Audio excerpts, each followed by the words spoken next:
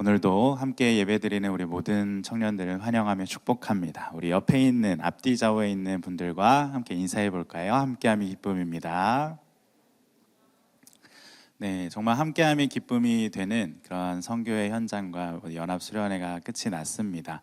네, 그 각각의 자리에서 주님이 주시는 놀라운 은혜들을 마음껏 경험한 줄 믿습니다. 그 은혜를 가지고 주님이 우리에게 한량없이 부어주시는 그 은혜를 가지고 또한 주님의 복된 자녀로 살아갈 수 있는 우리 모두가 될 수 있길 주님의 이름으로 축복을 드립니다.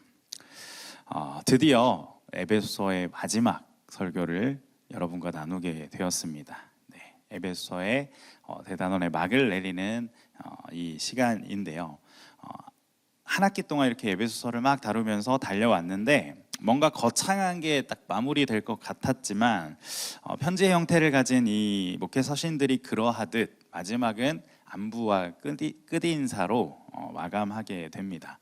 뭐 신학적인 가르침이 특별히 나타난다거나 아니면 뭐 극적인 사건이 등장하는 것도 아니고 그저 바울이 자기의 근황을 전하고 심부름꾼을 보내고 인사말로 편지를 마치는 이 마지막 5절, 어찌 보면 별것 없어 보이는 이 5절이지만 이곳에는 바울이 무엇을 남기고 있는지가 가장 명확하게 드러납니다.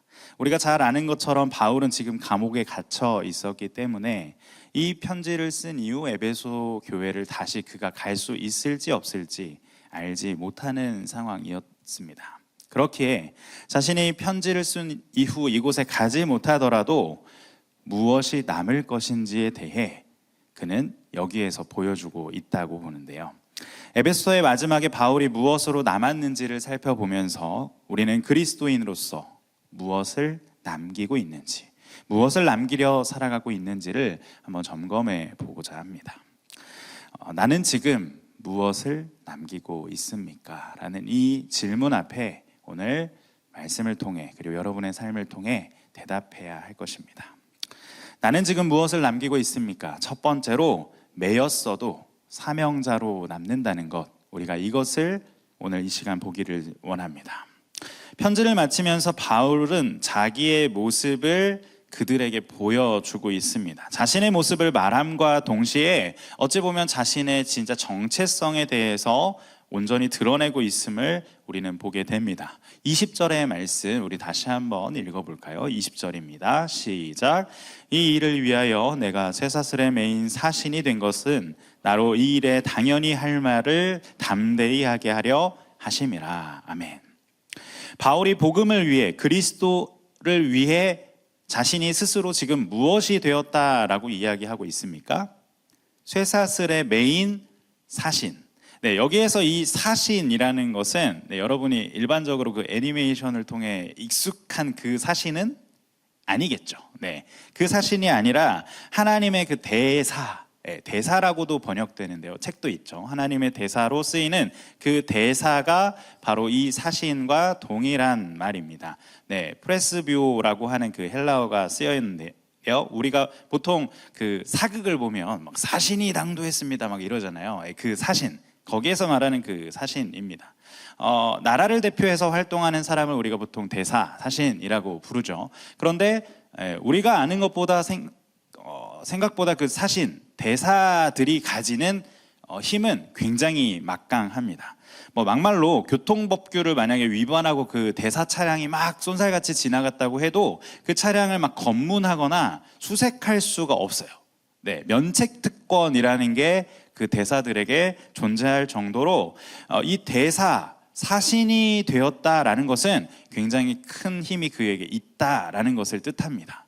그런데 여러분, 이러한 자유도가 있고 힘이 있는 대사라는 이 단어 앞에 무엇인가 이것과 맞지 않아 보이는 단어가 지금 붙어 있죠. 뭐였죠? 쇠사슬의 매인이라는 게 붙어 있어요.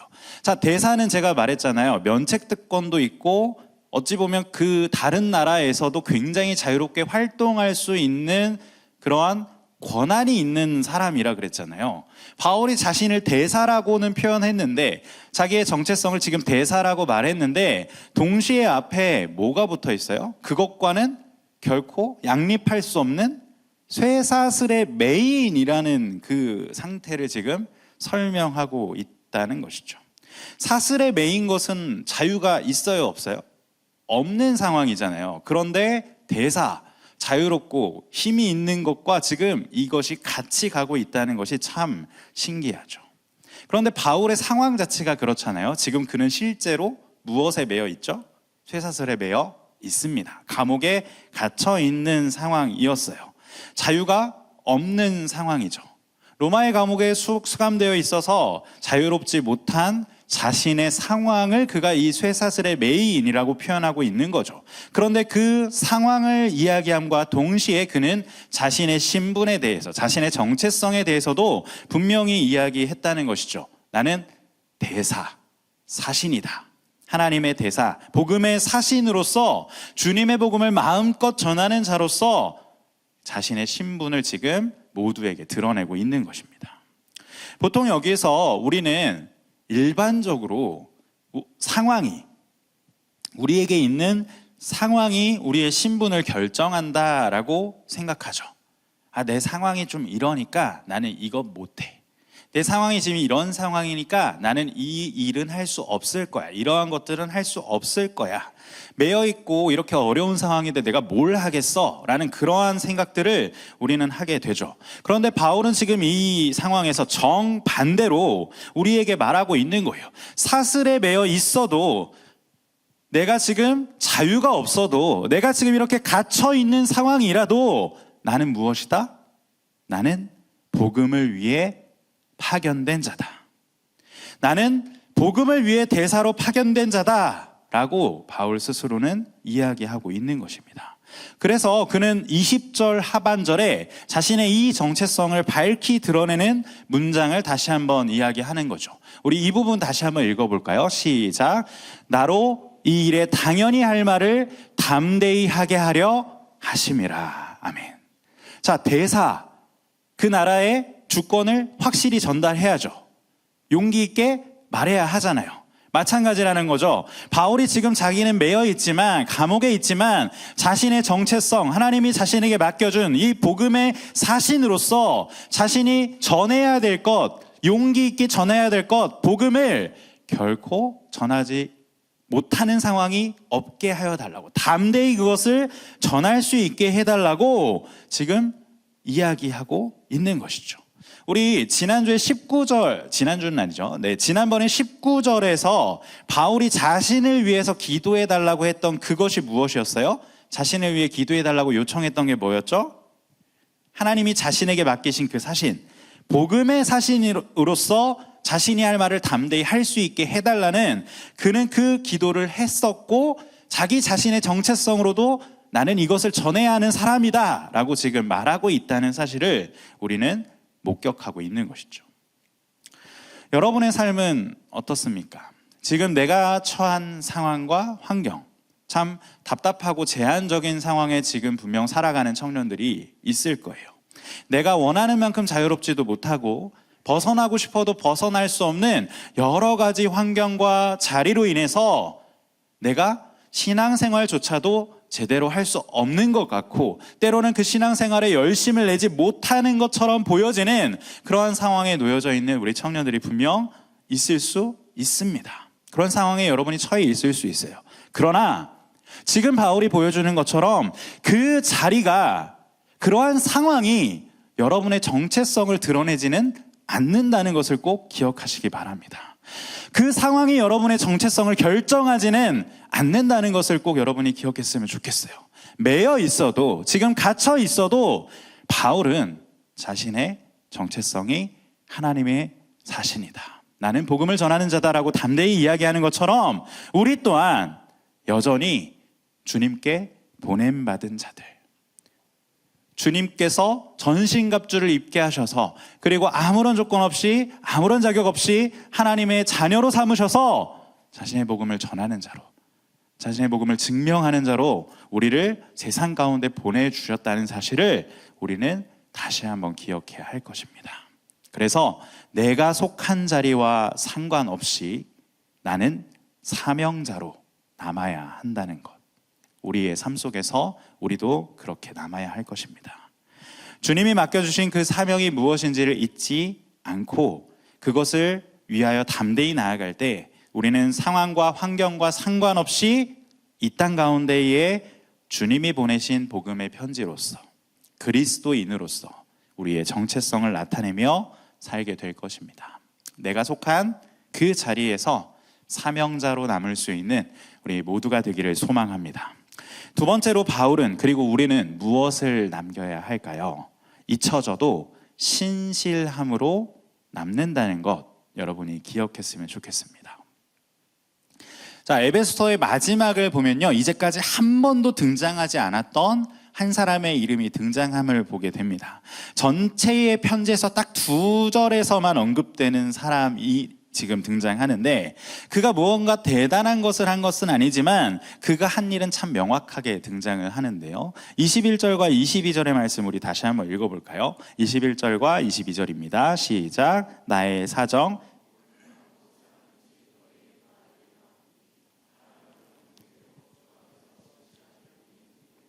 모든 일을 너희에게 알리리라.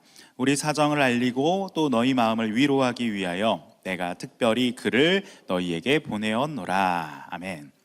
자, 어떤 사람이 등장하죠? 두기고라고 하는 한 인물의 이름이 지금 등장해요. 그가 했던 것이 무엇입니까? 네, 이 소식, 이 에베소서를 들고 이것을 전하는 게 바로 그의 일입니다. 이 편지를 전한 게 지금 두기고죠.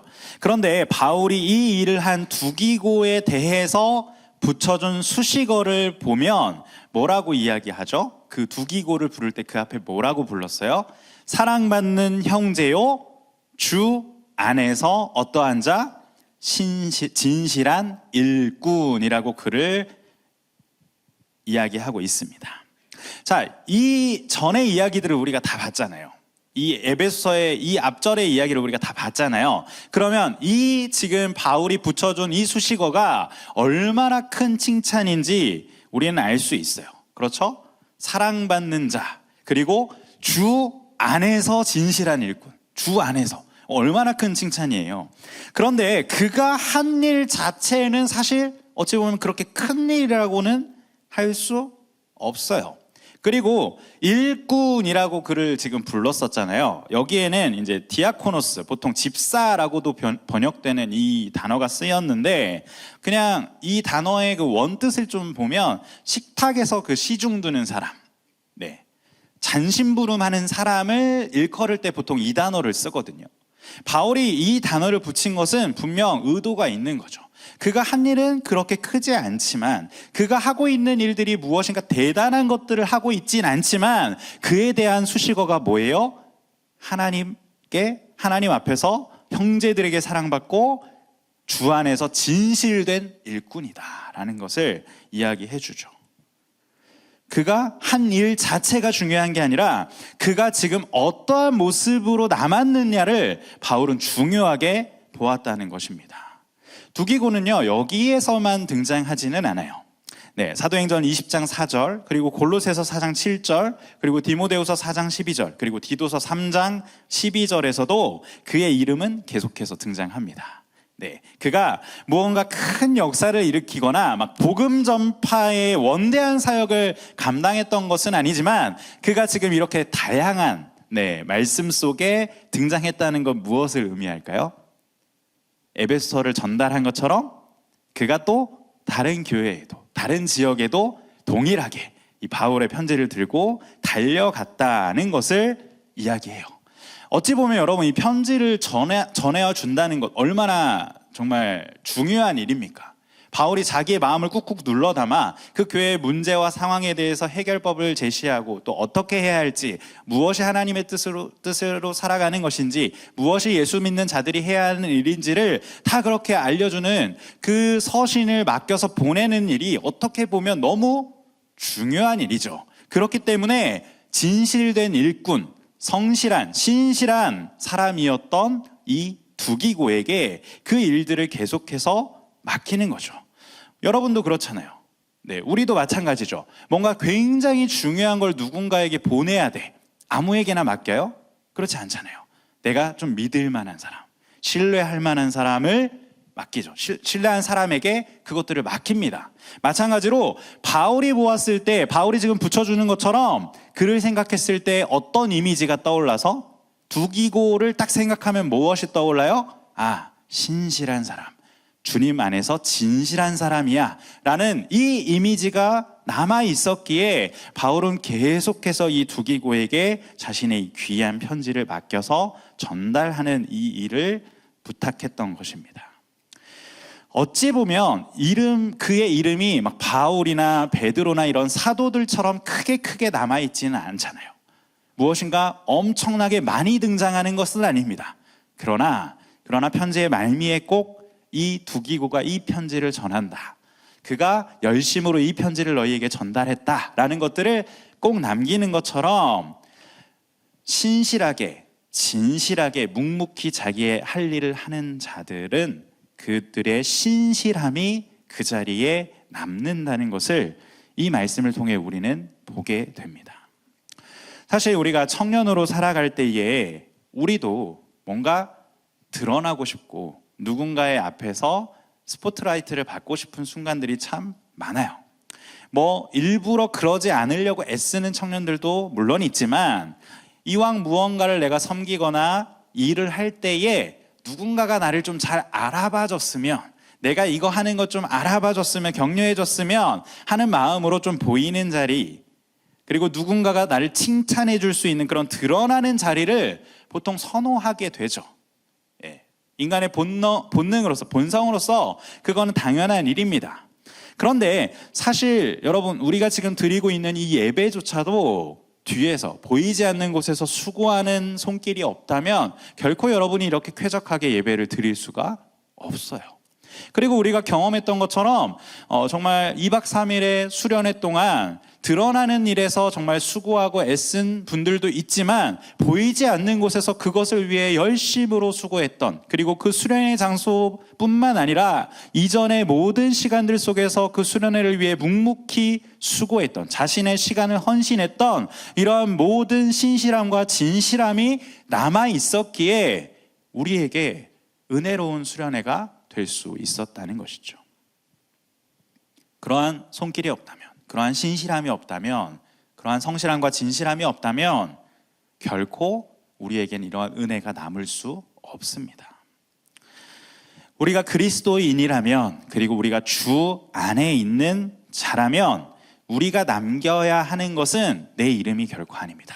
내가 이것을 남겼어, 내가 이렇게 수고했어 라는 것이 아니라, 나는 설령 잊혀진다 할지라도, 내 이름과 내 모습이 설령 잊혀져 버린다 할지라도, 그래도 이 자리를 위해서 누군가가 신실하게 일했어.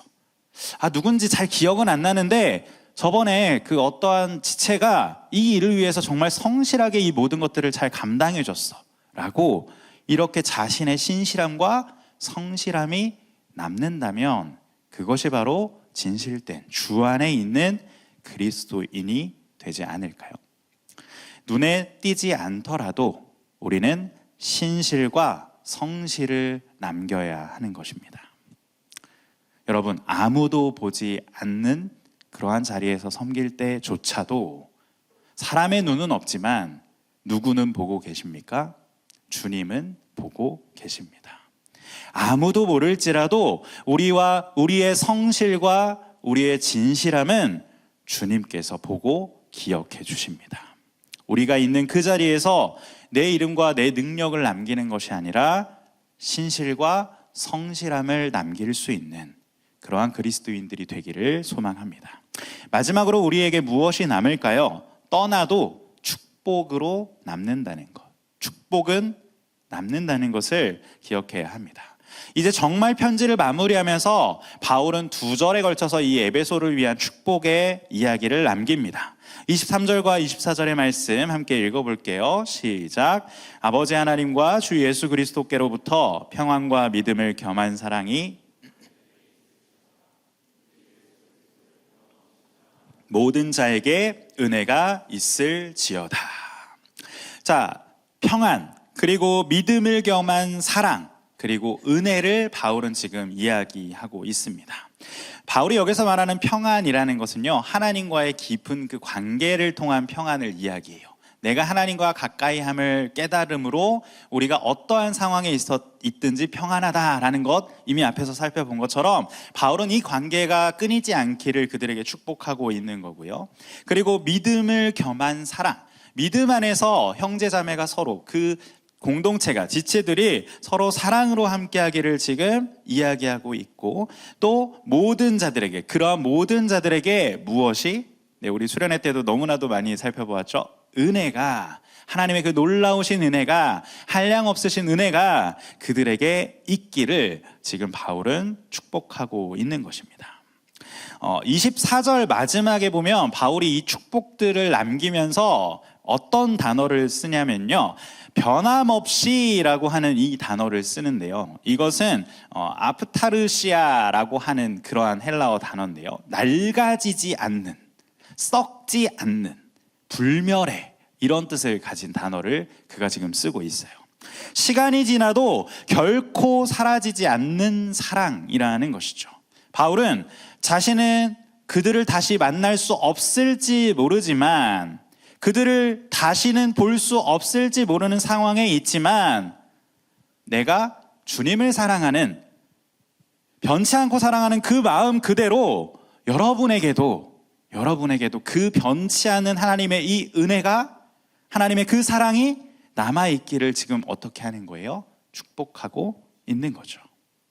바울은 떠나고 그들을 이제 다시 만날 수도 없는 그러한 상황에 있지만, 그가 보낸 이 편지를 통해 그의 축복은 그 자리에 남게 되는 것이죠. 에베소 교회에 바울의 축복이 남게 되었다는 것입니다.